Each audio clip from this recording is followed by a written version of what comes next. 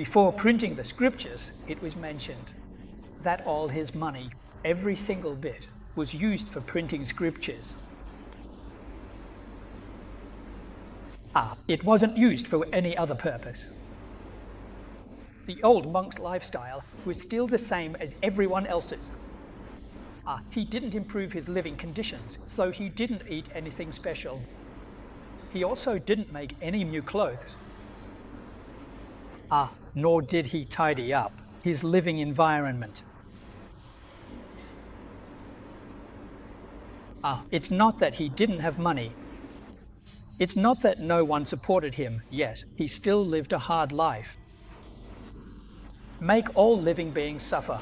He never forgot, always empathizing with the suffering of all beings. If I reduce my enjoyment by a bit, the suffering of all beings is reduced by a bit.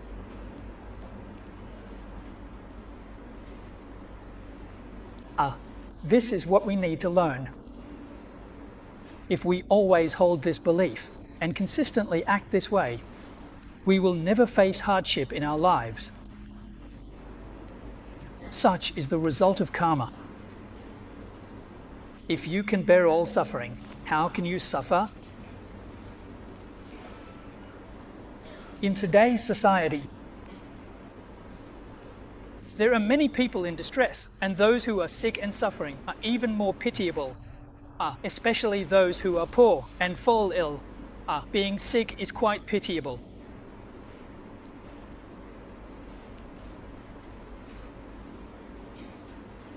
Many religious groups engage in charitable activities like running hospitals. Providing medical aid is a good deed. Modern society became rich.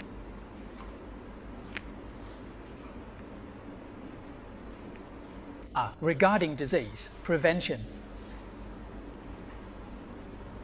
Everyone pays attention to it. So the nation, the people of NATO, have this medical care. Take care of me. Each of us personally will also have some funds set aside for when we fall ill, to use in illness and hardship. Truly wise people donate all this money. The medical expenses I have prepared are donated to those patients. If there are any emergencies, the funds prepared for such situations are used for relief. Then you might ask, what if you fall ill yourself? Let me tell you, you definitely won't get sick. Why is that? Because your medical expenses are not wasted. If you keep your medical expenses there, you are bound to get sick. Then how should the money be used if you don't get sick? It's unavoidable. If you're preparing for future disasters, those funds will definitely lead to misfortune. Buddhism explains this well. All phenomena arise from the mind. If you're not sick but keep thinking about getting sick, or if there's no disaster but you're preparing for one, it will come. So your disasters and illnesses are definitely unavoidable if you don't let go. If you give everything away and have a clear conscience, you won't encounter misfortune or illness. See how free it is. Why not just write it off? Today I'm telling you that the kind of cause you plant will determine the kind of effect you receive, and there won't be any mistakes. Not a single error. We need to understand. To endure the suffering of all beings, we have the strength and pure power to act. Especially today, lay people need to know what the greatest suffering is. It's not able to hear Dharma. Among all the sufferings, there is none greater than this. After hearing the Buddha's teachings, he became enlightened. Without hearing the Buddha's teachings, one remains forever confused and deluded. His days became increasingly difficult, and he became more deeply lost. Therefore, today we offer the Buddha's teachings, which is the most supreme way to alleviate the suffering of sentient beings. How long can the power last?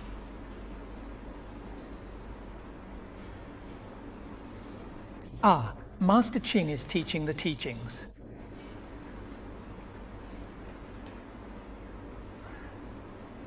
Helping the beings to break through confusion and enlighten, to leave suffering and be happy. You say, important it is. What place should we create? A model place. A place that promotes the education of the Buddha. This kind of place. Not to act as police, not to perform Buddhist rituals or ceremonies. Our devoted place is pure. Lectures in the evening, chanting Buddha's name during the day.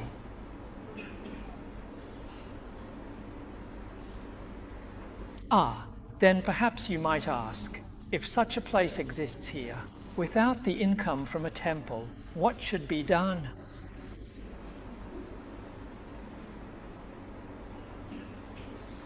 If you really want to do this, and you end up starving, then we shouldn't believe in Buddhism, because it would be false.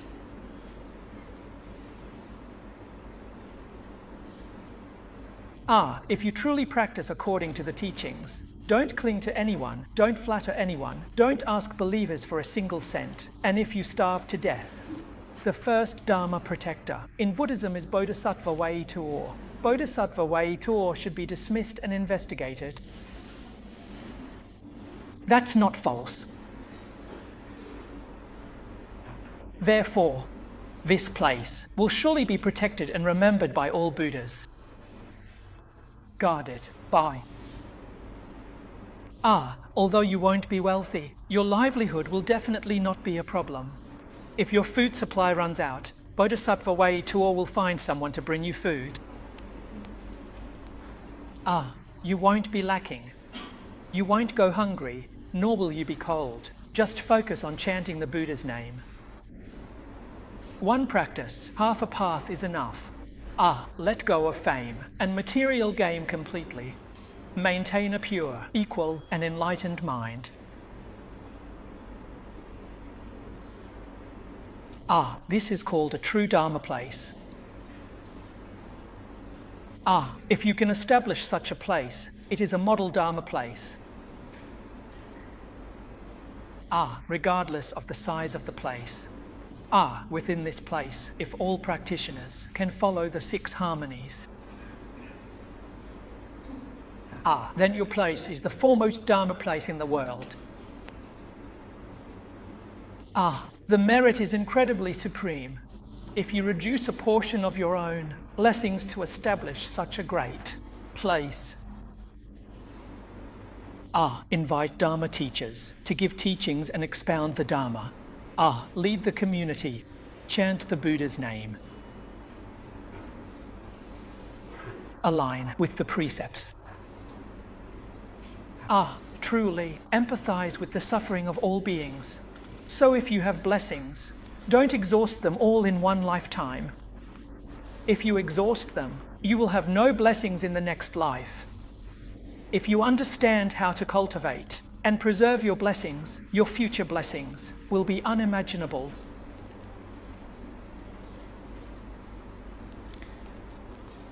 The 5th is cultivating good roots and making offerings. This is an important, good root. That is, all good dharmas arise from this root. That's why it's called a good root. What is a good root? The Buddha says in the Sutras that there are 3 good roots in worldly Dharma. Non-greed, non-anger, non-ignorance. This is something we need to seriously work on.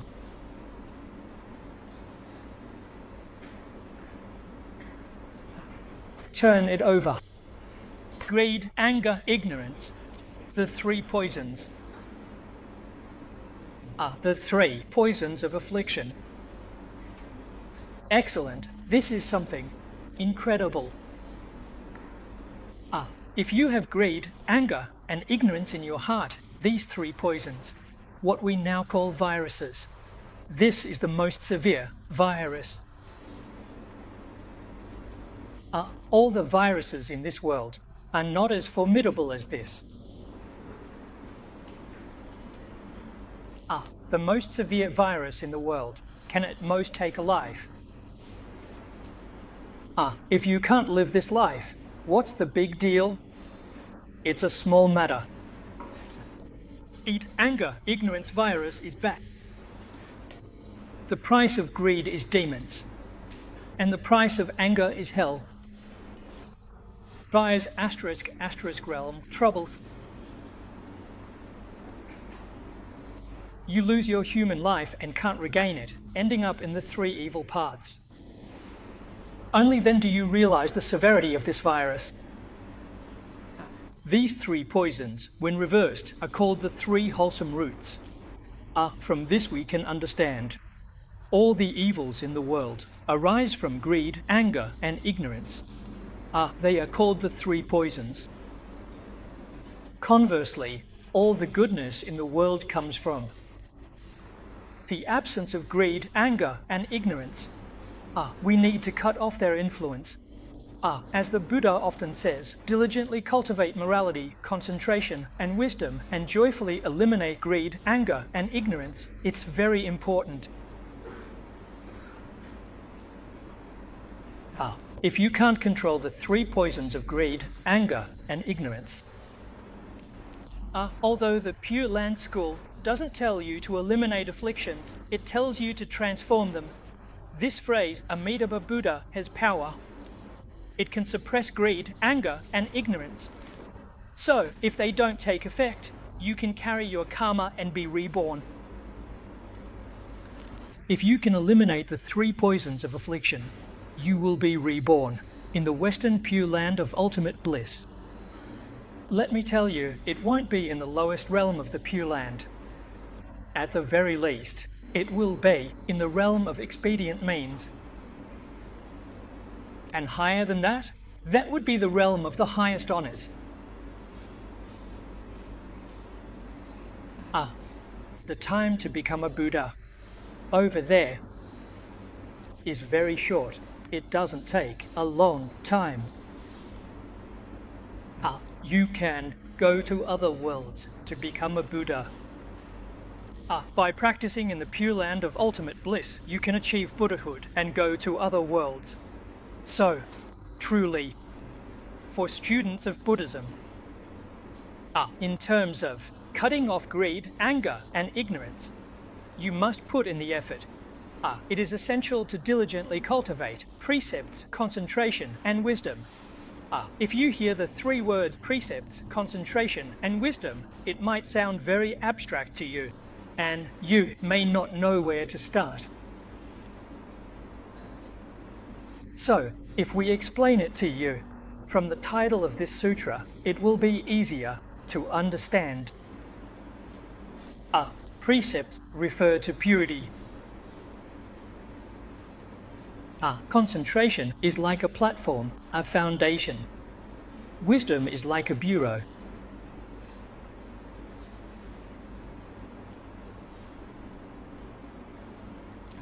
A pure mind can break greed. Equality in the mind can break through delusion.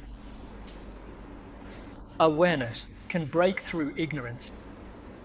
As long as we, in our daily lives, are constantly mindful, keeping our minds pure, and our minds equal, awake and not confused in our awareness.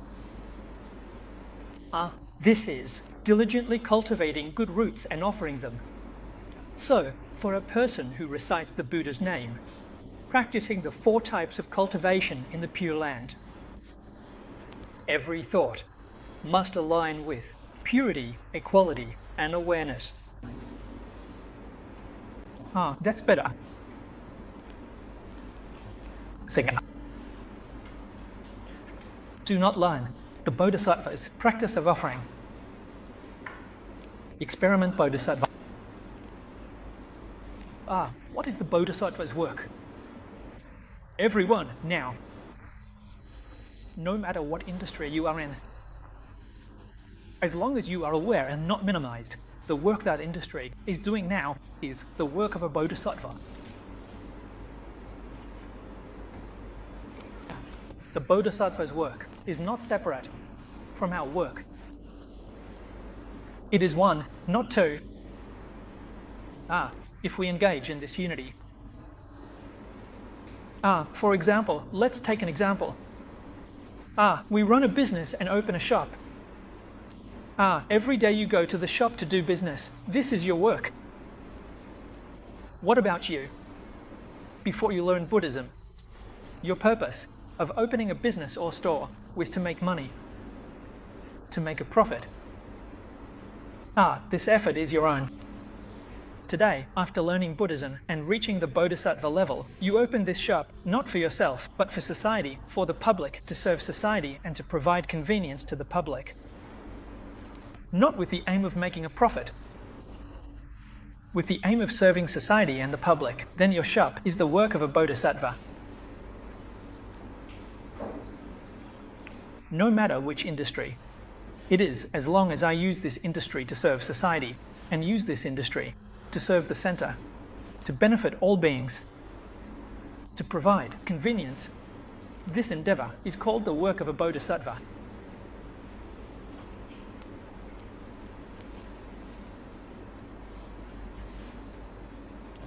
The difference between the Buddha and Bodhisattvas and sentient beings lies right here in that single thought. There is no other difference. At that time, when we were young, studying at school, studying the Bodhisattva way of students, this student, in his mindset, he wants to be diligent and hardworking, to learn his lessons well, to obtain a degree, to engage in this profession in the future, to apply what he has learned to serve the general public, to serve all sentient beings, not for personal fame or gain. Isn't he a student Bodhisattva? His studying is the work of a Bodhisattva. So indeed, everyone should certainly understand that the work of a Bodhisattva is within one's own previous life and profession. So if you are a housewife, managing the household is your work.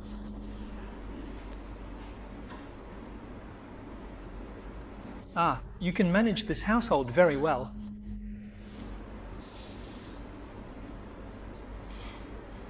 Within the family, with order, allowing your family to live comfortably, always at ease and joyful in managing this household, to set an example for all other families. It influences your neighbors. It influences your community. You are a Bodhisattva in your own right.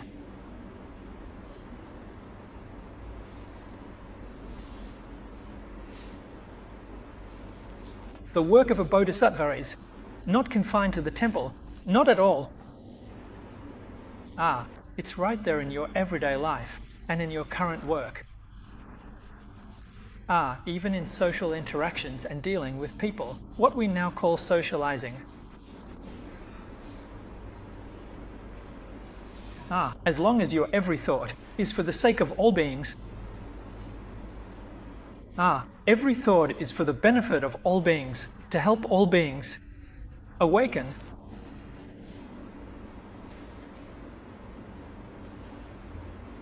guiding all beings towards enlightenment.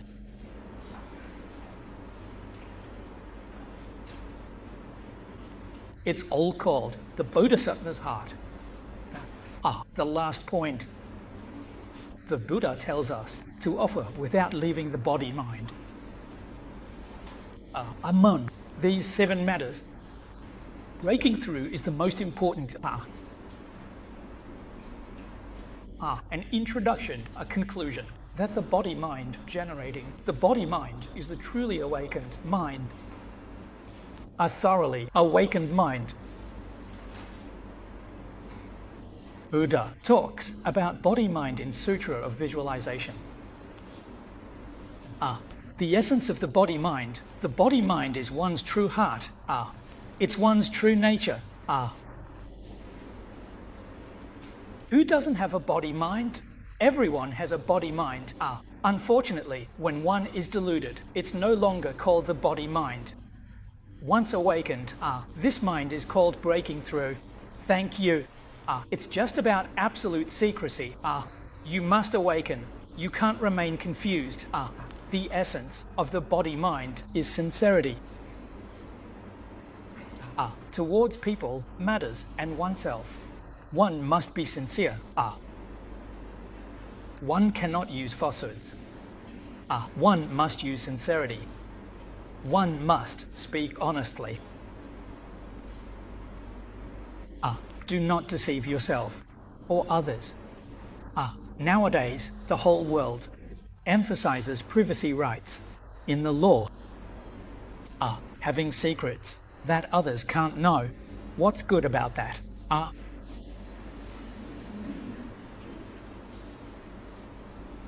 True sincerity is completely transparent. There isn't the slightest secret. If you have secrets, you'll live a very hard life. Always keeping secrets feels exhausting. People without secrets, imagine how carefree they live. Very genuine. No secrets. What kind of person? Someone who is honest with everyone. Absolutely no privacy. When I was in the US, my classmates were surprised and swore, "How come you seem to have no privacy at all?" What privacy? My bank account balance, everyone knows it. There's not a single person who doesn't. Said this shouldn't be known, and I asked, why shouldn't it be known? Well, anyway, the money isn't mine, and I wouldn't use it. This money was contributed by everyone, and now there's no way to use it, so I have to change banks, and when it's needed, I'll take it out to use. I never use it for myself.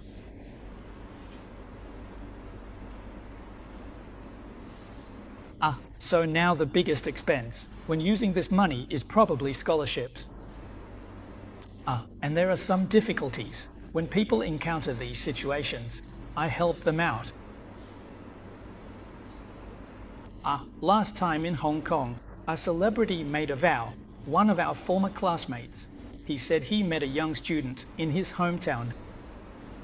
The student's character and academic performance were both excellent, but the family was too poor to afford schooling. The school was willing to waive his tuition and fees, but he didn't have any living expenses. I asked him how much he needed per month for living expenses. 200 renminbi. I told him to study hard and I would cover all his expenses until he graduated from university. Such a promising young person, unable to study due to his living conditions. What a pity. When he completes his studies, he will be a talent for the country, benefiting the local community. So we approach life with sincerity. Decisions without basis forgotten. Sincerity plays a role, both body and mind, with great compassion. Leading by example, valuing kindness and virtue. Great compassion is about helping all living beings. Great kindness and compassion as mentioned in our scriptures. Dedication and aspiration. All the virtues and merits one has cultivated, one need not enjoy them personally. Willing to let all living beings enjoy them. You see how free and joyful this is. Seeing many people living happy and joyful lives, that is true happiness. True happiness. This is what Bodhisattva Samantabhadra tells us in the Avatamsaka Sutra. The 7 kinds of offerings. We should cultivate them extensively. We should cultivate them with sincerity. Cultivate with all your heart and effort. The blessings you receive will be as perfect as those of the Buddhas and Tathagatas in various places. That's all for today.